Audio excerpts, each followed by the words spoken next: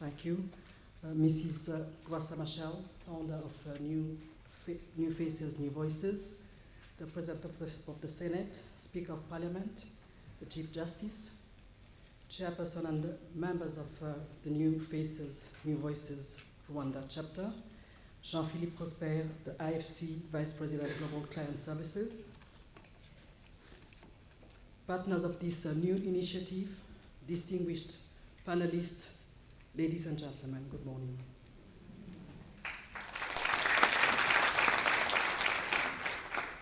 As Rwandan women, we are pleased to host a dedicated advocate for women's rights, Mrs. Gwasa Machel.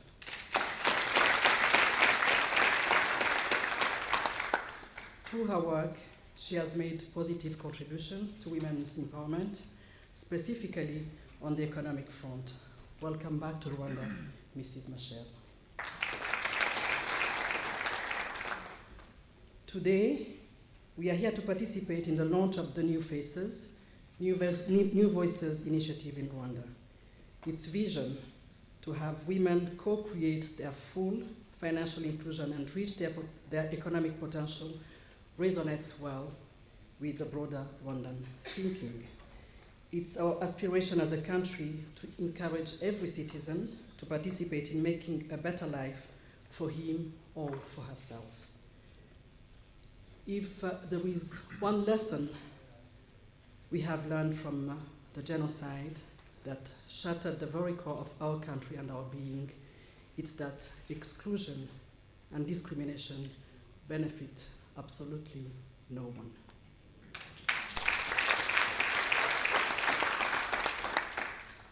And the beauty of New Faces, New Voices is that it will serve, here I want to repeat what the chair said, just so that no one misses out, that it serves women from all spheres of life, and the categories being those with lower incomes, members of cooperatives, informal micro-enterprise owners, young emerging entrepreneurs, junior and mid-level professionals, senior professionals, and even established entrepreneurs.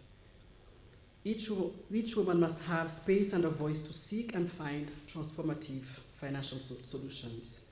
And the only way we'll know that real transformation has occurred is when every woman is financially included and secure.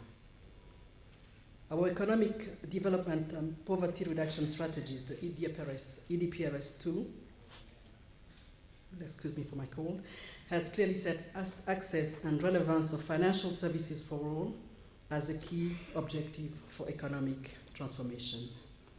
By 2018, over 85% of our population should have increased awareness of the benefits of financial services and products. And the latest FinScope study indicated that financial inclusion in Rwanda has improved significantly from 48% in 2008 to 72% in 2012. So giving access to all is an important stepping stone, which now allows us to focus on quality and relevance of financial services offered to our population. And this is the challenge we are ready to tackle together today. Financial inclusion for women ought to be built upon such important pillars, such as supportive macroeconomic policies, capacity and creativity within the financial sector, business literacy, and a deep understanding of the specific context and needs of women. Through the definitive actions of Rwanda's leadership, policies and laws favorable to women have been put in place. And allow me to mention a few.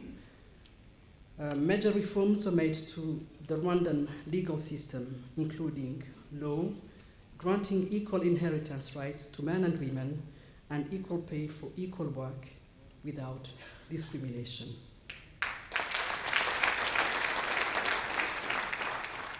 And of course, before achieving financial security, a woman's physical security has to be guaranteed. In many of our African societies, traditional and stereotypical gender roles have been established for generations. Gender-based violence in such instances is not seen as a violation of women's rights to security. It has become a phenomenon that is tolerated in some societies. But we in Rwanda have rejected this notion and found a holistic model that supports the women and a few men who suffer from violence. That is what we call the Isang One-Stop Center, which is a perfect example now being replicated in various provinces of our country. It's a one-stop center, a safe space, located in existing hospitals where victims of violence can benefit from the psychosocial, medical, judicial, and legal services of trained social workers, medical doctors, lawyers, mental health specialists, and police officers. And of course, as we know, education increases knowledge, skills, and the chances of gaining employment. The enrollment rate for primary school girls is currently at 98%, and it has achieved universal primary education. And promoting girls' education is an area to which I have personally dedicated a considerable part of my time and energy.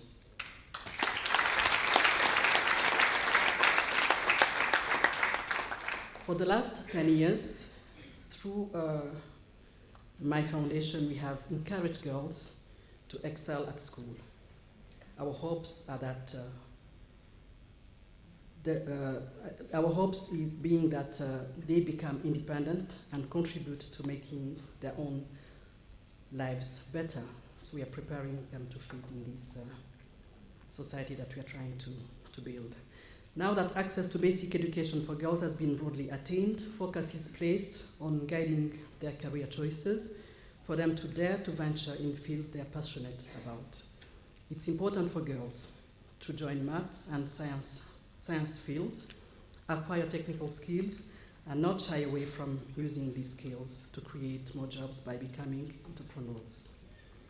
Distinguished ladies and gentlemen, very often governments are faced with intricate choices with regard to formulating macroeconomic policies.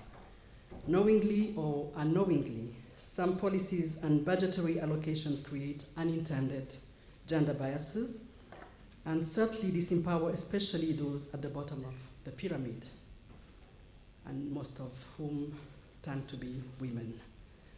Any kind of transformation requires hard work and time. With this in mind, let us endeavor to be conscious on potential discriminatory legislation and bring them to notice. I trust that the 64% women that we have in the parliament will make sure that this does not happen. So let us also be bold about advocating for savings and investments as a foundation for a better future for our households and our nation, rather than succumb to the immediate gratification associated with sheer consumption. In Rwanda, women in cooperatives have now proven to be comparatively better clients for microfinance. I think Jean-Philippe Prosper has just said it, as they have relatively lower rates of non-performing loans. They provide important peer support and mentoring along the difficult road of business development. We can draw upon the wisdom of what we've termed the Kuremera Abagore, which is helping to lift women out of poverty. This is an initiative whereby Rwandan women with a better economic standing commit themselves to uplifting the standard of living of their less fortunate sisters by giving them cows. I trust that our Ministry of Gender and Family Promotion will continue to actively encourage this approach that has yielded landscape results. And this is how business and social entrepreneurship converge to deliver true transformation. Lifting the majority of the population out of poverty will not only improve their own living standards and purchasing power, But at the national level, it will also broaden our tax base, which will in turn grow our economy. So I'm sure this is encouraging enough for the Ministry of Finance to join in this, and the IFC and everyone else to join in this initiative. So this is a reality for Rwanda, where the government and its partners helped lift 1 million Rwandans out of poverty within 5 years. I'm counting on New Faces, New Voices to provide a platform to share best practices on what other transformative initiatives are out there. Distinguished ladies and gentlemen, although not fully attained, financial inclusion is something we aspire to and can well see within our horizons. A good foundation has been laid for us by the government of Rwanda, and New Faces, New Voices has come right on cue.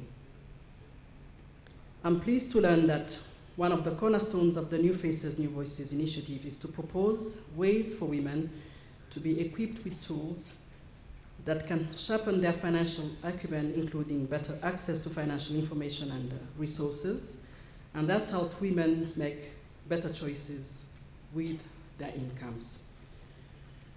It will be important to remember that a woman's access to finance is about dignity. It's about the security of a family and that of a generation.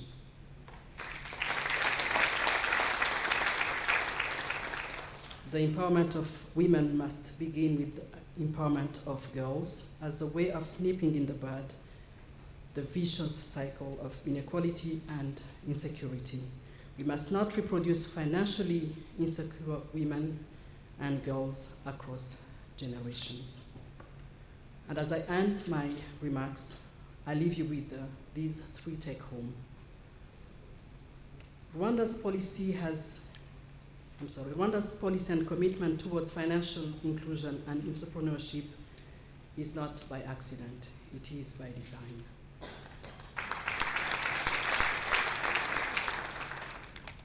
And once women are financially literate, they have access to the much needed financial resources, the overall growth of the economy and development become its natural outcome.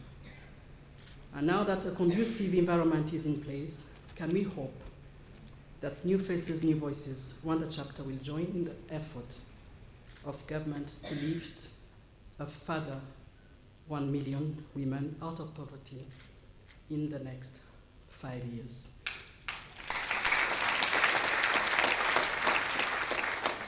Such a beautiful coincidence, since it's going to coincide with our Vision 2020, so why don't we surpass our targets for the vision? So I hope that we shall all be back in 5 years to hear and hopefully to marvel at how far we have gone. I'm so excited to be the patron of this so promising future for our women, our families in Rwanda. Thank you for your attention.